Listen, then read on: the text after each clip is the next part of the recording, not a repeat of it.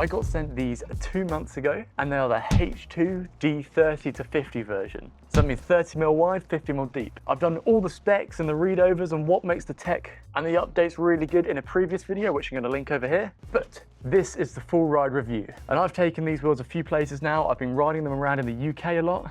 I've taken them to the Dolomites, and now I'm out here in Mallorca. I've had them on my Specialized tarmac, and now they are on my Seeker Spear. So I think I've got a pretty good handle on how they ride. Guys, if you've watched my bike reviews before, you're probably going to know how this video is going to work. I've got 10 different categories which I'm going to rank them on. I've got the scoring down below. It's a little bit different to the bike reviews. It's out of 4 rather than out of 10, but I think it's going to more closely represent a wheel review comparison. I don't think there's much else I need to say. Let's get into the review of this wheel set. Let's kick my first category off with the handling, and well, to be honest guys, on this category there's not much to report. You know, the wheels turn in well. When you are cornering, they're very stable. They don't get debalanced or destabilized very easily. I can't really feel much flex in them when I'm going around the corners. And yeah, they just seem to respond well underneath the body. Other than that, there's not much to say on this category. The fact that they're very light probably helps a lot with that in that turn-in speed, I imagine. Easier to turn over, less gyroscopic forces on the wheels. It's an easy 4 out of 4 for this one. Excellent performance.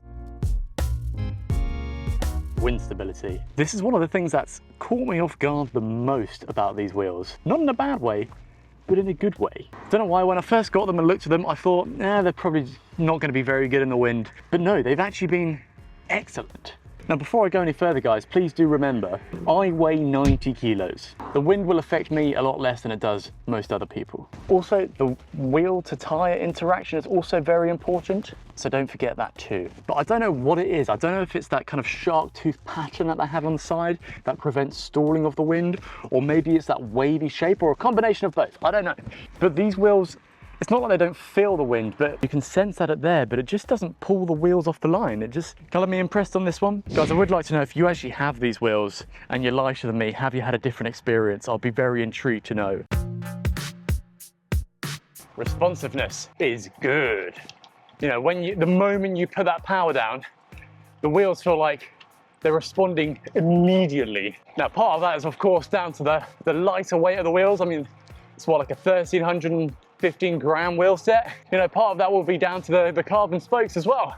But no, the wheels have very good responsiveness underneath you. There's no detectable lag, flex, or stretch as soon as you put that power down. And I'm a fairly big dude. You know, the only time you can start to feel the wheel flex a little bit is when you're over 1,500 watts kind of thing. And even then, the wheels don't flex much at all. So whether you're in the saddle, pulling out of a hairpin, out the saddle, starting a sprint, or out the saddle, up a climb, overtaking someone, you know, they just respond admirably. I would say, yeah, responsiveness, excellent. Speed, these things are absolutely up to standards. I cannot detect a difference between these wheels and something like a Roval or something like that normally tests really, really well. On my normal patches, I kind of have a couple of descents where I normally try and compare like the top speeds, and this just seems to hit the same speed. In the past, Peak Torque has done a lot of testing on wheel depths and different wheels and stuff like that out in the real world, and effectively, when you're comparing a 50mm to a 50mm deep wheel, there's not really any detectable difference in aerodynamic speeds. They all seem to perform at around the same speed. So yeah, gets another thumbs up for me in that category. The comfort levels on these wheels are surprisingly good for a carbon spoke. Now, they're not quite as comfortable as a steel spoked wheel, and I don't think you would expect them to be for a carbon spoke. But I'd say they do perform better than most carbon spoked wheels. I always kind of say, like, if you're running a carbon spoke wheel, it's like going down a tire size. If you're normally running a 30mm tire, it'll feel like a 28mm tire. These maybe just knock off 1mm. If you're running a 30mm like I am here, they kind of respond more like a 29mm tire. If I had to try and put it into words. Now, of course, they're probably nowhere near, they're not like a Rolls Royce. They're nowhere near what those aramid spokes and stuff have to offer that are meant to be quite flexible and quite comfortable. But the reason I think that they perform better than most carbon spoked wheels is because the spokes are thin. You know, they look really good. They look really skinny. Skinnier than most that I've seen anyway. And I think it really adds to that comfort factor. I just think that they seem to absorb just that tiny bit more vibration compared to most carbon spokes. You know, you're going over those rough surfaces, it just absorbs that a little bit more.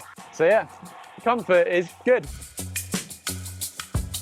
When we get onto the topic of weight, I've weighed these wheels in without rim tape and stuff and without valves at 1316 grams, 1316 grams. Honestly, for wheels that cost £850 here in the UK, what more could you ask for? That is right up there with the competitive limit. Anything under like 1350, 1340 grams is the top end kind of weight. And yes, you get wheels that are lighter, definitely. But to be honest, do you need that much lighter? These things are lighter than practically all of the Western brands. And I think that weight really adds to that kind of like sensation that it has, that kind of like sharpness, that responsiveness that they have. So yeah, it gets a 4 out of 4.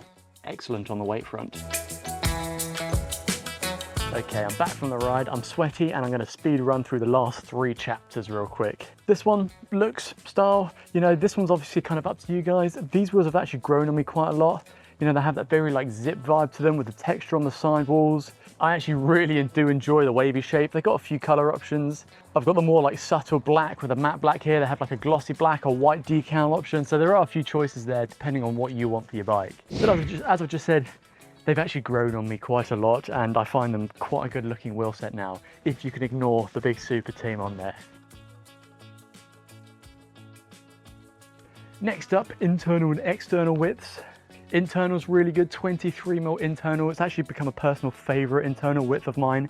21's okay, slightly narrow. 25's getting a little bit too wide for me. So for me, 23mm internal is a sweet spot, and I like the way the tires sit on the wheels there. Otherwise, they start to get a bit too wide for me, and they kind of make the handling feel a little bit more sluggish. External width, 30mm, you know, perfectly good, perfectly acceptable. For some of the more expensive wheels, they go a little bit wider on the front, like the Rovals. They're 35mm wide. I really do like that external width on the front wheel there. Doesn't matter so much on the rear wheel, but 30mm gives it a perfectly good 3 out of 4, right in the good category. And then finally, I know how much you guys love a Freehub sound test. Before I do it, I'm going to say the sound is kind of in between. It's not too loud, it's not too quiet, so people can hear you coming, but you're not like shouting with noise down the hill. So I think it's quite a good in between, this one.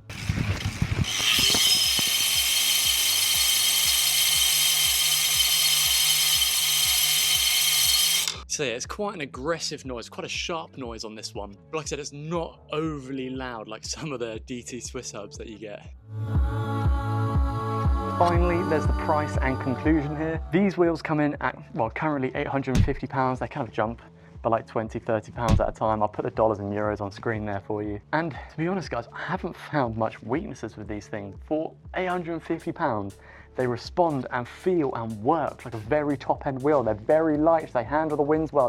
They've got enough energy in them to feel fun and snappy. And yeah, they're not the ultimate wheel set, but for the money, I'm very, very impressed. And to be honest, they are competing with the top leagues of wheels at the moment. So if you were looking at these, can I recommend them?